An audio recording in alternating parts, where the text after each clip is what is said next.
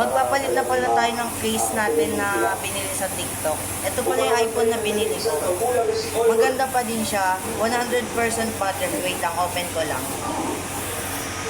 Ito nga pala yung mga, ito yung sa about niya. Nakikita nyo ba?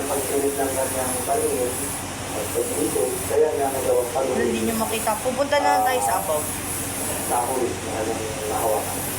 Ayan. 16 GB lang siya. So, madami na akong nadadownload. Ito yung store. Ito yung ano niya, yung battery health.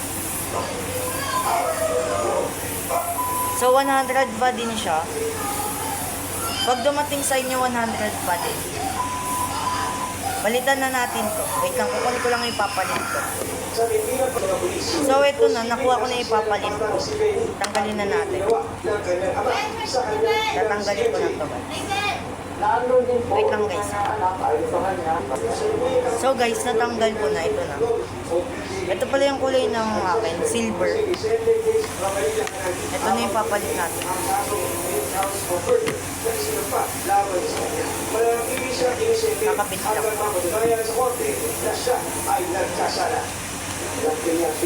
Picture tayo guys. One. Ngitay. Sinubukan ng Pinoy crime stories na puno ng pahayag ng suspect, pero tumanggi siya magbigay ng panig. Pero sa naturang pahayag niya, sa CID, ganito nga pala kalinaw yung camera niya. Nabigla lamang siya, kung kaya nagawa ang krimen. Yan, wait lang. May papakita pa akong picture.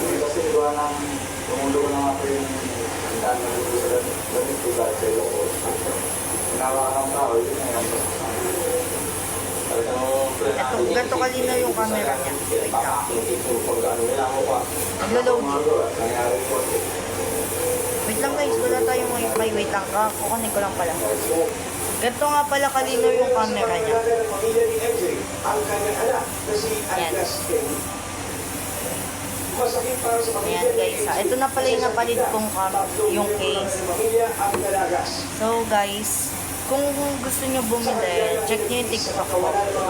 Ang username niya is Prince Raven. Lagay ko na sa description. Yan. Then, dito na nagtatapos ang ating video. So maganda pala siya, sulit. Sulit yung bilhin nyo, kahit 16 GB lang. Ito nga pala yung mga apps.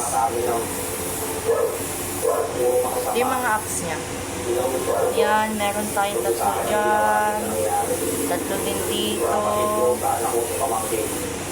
Tatlo din dito. Dalawa dito. Bilangin nyo na lang guys. Ay, may Telegram pa pala ako.